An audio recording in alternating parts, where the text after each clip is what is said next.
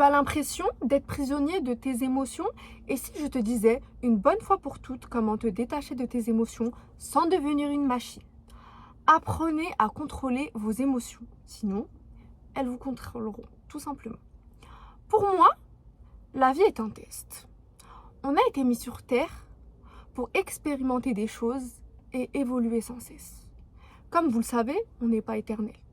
Qui que tu sois, peu importe le statut social que tu as, on aura tous la même fin au final. À partir de ce moment-là, je me suis dit, pourquoi se prendre la tête pendant des semaines, des mois pour une situation? Alors que déjà, nous-mêmes, on n'est pas éternel. Donc forcément, la situation n'est pas éternelle. Bien évidemment, il faut y mettre du sien. Il faut arrêter de tout le temps se blâmer. À chaque fois, en fait, vous vivez une difficulté, que ce soit une trahison, que ce soit une situation difficile. Ok, pleurez. Prenez le temps de pleurer. Prenez le temps d'être en colère. Prenez le temps de faire sortir vos émotions parce que justement, votre erreur, c'est quoi? Vous ne laissez pas cette émotion-là sortir. Et au final, qu'est-ce qui se passe? Pendant 1 an, 2 ans, elle ne sort pas. Elle va sortir petit à petit ou sous forme de crise, voire pire. Vous allez mal dormir, insomniaque, etc. Et après, malheureusement, vous allez aller peut-être dans des choses comme l'alcool, comme la drogue, comme ce genre de choses. C'est pas le but ici. Combien de personnes qui n'ont pas su contrôler leurs émotions ont mal fini, malheureusement? Pourtant, c'est une pratique à faire. C'est pas impossible. Ça se fait pas en 1 seconde, comme ça. Mais c'est pas impossible. Pratiquez, pratiquez, pratiquez sans cesse. À mes yeux, si tu pleures pour une situation ou une personne pendant plus d'1 mois, c'est que tu l'as choisi. Tu l'as choisi, vous avez bien entendu.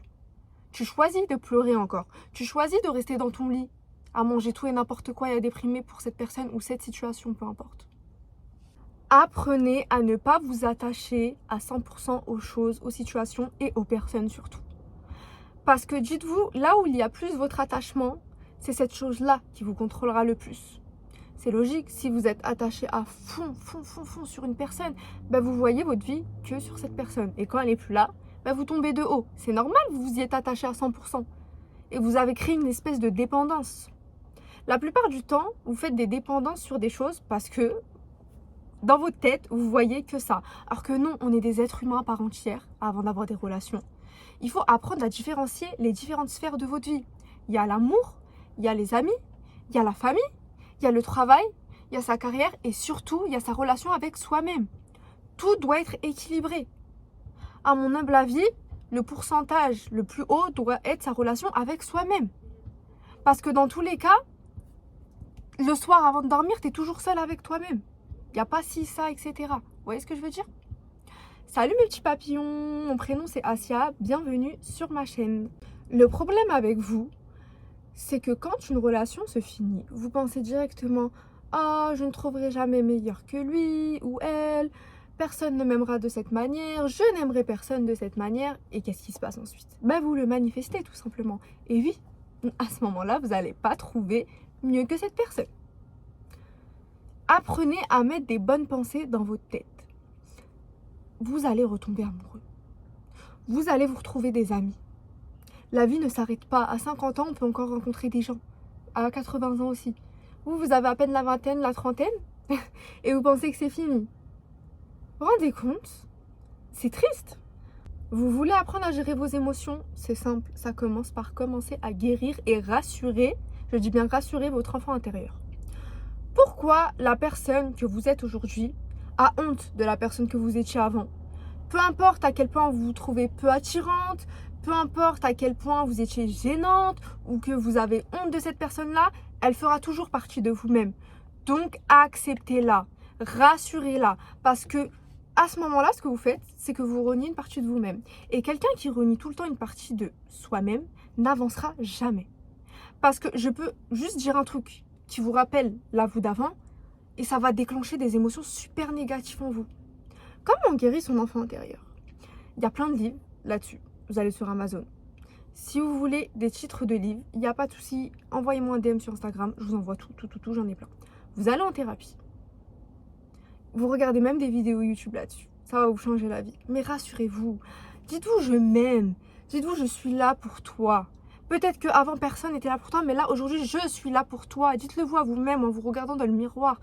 Câlinez-vous, aimez-vous tout simplement. Je vous jure qu'après, vous allez vous sentir beaucoup mieux et vous allez briller et avancer comme vous le souhaitez.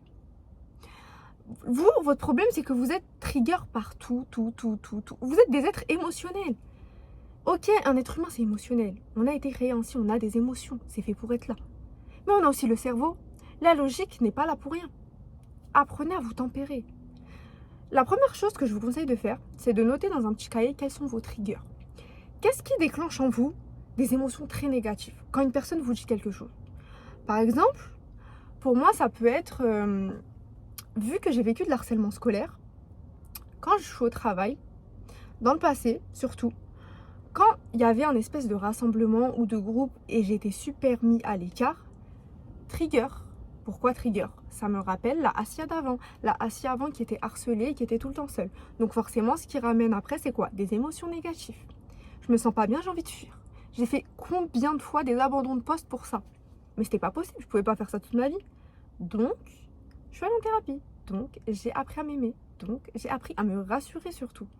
Si je peux le faire, vous pouvez le faire. Moi, c'était mon expérience et mon cas, c'est cela. Mais pour vous, ça peut être plein d'autres choses. Écrivez. Écrivez pour mieux mettre vos idées en place. Parce que des fois, on pense trop et on ne comprend pas d'où ça vient.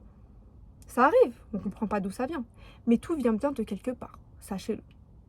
Tant que vous dites des bonnes choses, tant que vous vous rassurez, je vous jure qu'il n'y a personne qui va vous arrêter. Personne. Sachez que donner votre pouvoir à quelqu'un ou à une situation de vous rendre heureuse ou malheureuse est une grave erreur. Vous allez tellement souffrir. Ce pouvoir-là, pour moi, tu dois le donner qu'à toi-même. Personne n'aura le pouvoir, à part moi-même, de me rendre heureuse ou malheureuse. Si tu rentres dans ma vie, tu me ramènes un plus. Ce plus-là, je n'en dépends pas, mais je serais ravie de le recevoir. Voilà, vous devez penser comme ça dans vos relations, avec tout le monde. Je dis pas que vous n'allez plus jamais souffrir, que vous n'allez plus jamais avoir le cœur brisé, que vous n'allez plus jamais être trahi. Si, forcément. Mais ça fait partie de la vie. Affinez votre vision des choses. Évoluez pour justement que ça arrive le moins possible. Mais comment tu peux apprendre à aimer, apprendre à être dans un amour beau et sain si tu n'as pas justement été dans un amour peu sain, très toxique? Et vice versa sur tout. Vous voyez ce que je veux dire? En tant qu'être vivant, on a tous besoin d'être seul parfois. C'est comme ça. Donc si vous n'êtes jamais seul, que ce soit au travail, à la maison, même en marchant, vous allez devenir fou en fait, tout simplement. Apprenez à avoir des moments à vous, apprenez à avoir des hobbies, découvrez-vous. Pourquoi si je vous pose des questions, si demain je vous dis mais qu'est-ce que tu aimes faire toi? Tu pourrais pas m'y répondre? Non. C'est comme ça qu'en plus vous deviendrez entière. Vous n'aurez plus besoin de X ou Y parce que vous connaissez votre valeur. Vous définissez votre valeur qu'auprès de vous-même. Vous savez ce que vous aimez, ce que vous n'aimez pas, où vous voulez aller. Vous avez des limites, surtout très importantes dans vos relations. Et vous n'êtes pas quelqu'un d'émotionnellement touchable. Moi, pour que je réagisse émotionnellement, il faut vraiment que tu fasses partie de mon cercle très proche. La famille et les amis très proches, c'est tout. Sinon, il n'y aura pas d'émotionnel de ma part. Vous voyez ce que je veux dire? Déjà, ça fait plus du bien. Parce que déjà, très peu de personnes peuvent m'atteindre émotionnellement. Ensuite, si ça arrive, voilà, un proche t'a trahi. Ok, vas-y, tu m'as trahi. Merci Dieu de m'avoir ouvert les yeux sur toi. Soyez reconnaissant sur ça. Essayez de voir le positif, même dans le négatif. Parce que imaginez, vous n'aurez pas eu cette trahison. Ça se trouve, pendant des années, vous aurez eu cette amitié-là. Alors que cette personne ne vous veut même pas de bien. Vous voyez? Essayez de voir les choses parfois différemment, comme des leçons de vie. Ok, c'est triste, ok, ça fait mal au cœur. Pleurez autant que vous avez besoin de pleurer, soyez mal autant que vous avez besoin. Mais n'y passez pas tout votre temps et votre vie en fait. Parce qu'au final, c'est eux les traites, c'est eux les mauvaises personnes, c'est pas vous. Relevez-vous. Et dites merci Dieu en fait de m'avoir ouvert les yeux sur cette personne. Et demandez tout le temps à Dieu de vous ouvrir les yeux sur les personnes qui ont des mauvaises intentions dans votre entourage. Et demandez aussi à Dieu qui vous ramène des gens bien, des gens qui veulent votre bien en fait, tout simplement. Normalement, c'est censé être normal, mais de nos jours, il faut vraiment énormément se protéger. Protégez-vous. Ça se voit à quelqu'un qui n'a pas confiance en soi. Ça se voit à quelqu'un qu'on peut manipuler comme ça, comme un pantin, parce que cette personne-là ne sait pas gérer ses émotions. Ça se voit, je vous le dis clairement. Et vous attirez quoi à ce moment-là? Des gens qui vous veulent pas du bien. Ils voudront juste vous manipuler, vous utiliser, etc. Parce que vous dites jamais non, parce que vous ne savez pas poser des limites. Et après, vous allez vous demander pourquoi je deviens fou et folle. Je sais que l'ingratitude, ça peut rendre fou. C'est dur psychologiquement. Mais à un moment donné, c'est à vous de mettre vos limites. On n'attend pas la reconnaissance, nous. On s'en fiche. On fait pour Dieu si on vous fait du bien. Mais l'ingratitude, pour moi, c'est quelque chose, waouh, vraiment, voilà quoi, ça montre la noirceur de l'humain. Mais ok, c'est pas grave, je vais m'en remettre. J'ai fait ça avec des bonnes intentions. Au revoir maintenant. Pardonnez-vous. Vraiment, des fois, vous êtes trop émotionnel parce que vous êtes blessé du passé et que vous, vu que vous n'êtes pas guéri, vous êtes tout le temps émotionnel. Pardonnez-vous d'avoir fait rentrer des gens comme ça dans votre vie. Pardonnez-vous de vous être trompé, ça arrive. Comment vous voulez apprendre sans vous être trompé, c'est comme à l'école. Rendez-vous compte que votre vision de l'amour est totalement biaisée, mes petits papillons. D'où vient-elle? Des séries? Des films? Mais revenez sur Terre. C'est pas comme ça ici. Personne ne mourra pour vous. Et c'est ok. Vous aussi, vous allez mourir pour personne. Gérez votre vie, ils gèrent la vôtre. S'ils viennent dans votre vie, apprenez à vous connaître, etc., etc. Mais ne demandez pas aux gens d'être disponibles 24 heures sur 24. Pourquoi vous vous affolez pour des 2 heures de remis? Ça va pas? Là, vous passez vraiment... Désolée de vous le dire, hein, mais pour la folle du coin. Cette personne-là a une vie. Et là, ça montre juste que vous n'avez pas de vie, en fait. Vous êtes là tout le temps sur votre téléphone. Vous faites rien. Apprenez à avoir une vie. Et ne pas être affolé pour ça. La vraie vie, c'est pas comme ça. Les gens, la vie, c'est dur. Les gens, ils font en sorte de s'en sortir. Et s'ils vous ramènent dans leur vie, homme comme femme, hein, dans les deux cas, c'est pour faire la paix, pour s'entraider. Enfin, après, tout type de relation est différente. Mais en général, c'est ça, la paix. Des gens bien, en tout cas constitués, saines d'esprit, ils veulent la paix. Ils veulent pas quelqu'un qui leur prenne la tête tous les 4 matins. C'est tout. Moi, je veux pas qu'on me casse la tête parce que je mets des remis. Non. Moi, je suis pas comme ça tout le temps sur mon téléphone ou je ne sais quoi. J'ai une vie. On peut se voir de temps en temps, etc. On apprend à se connaître.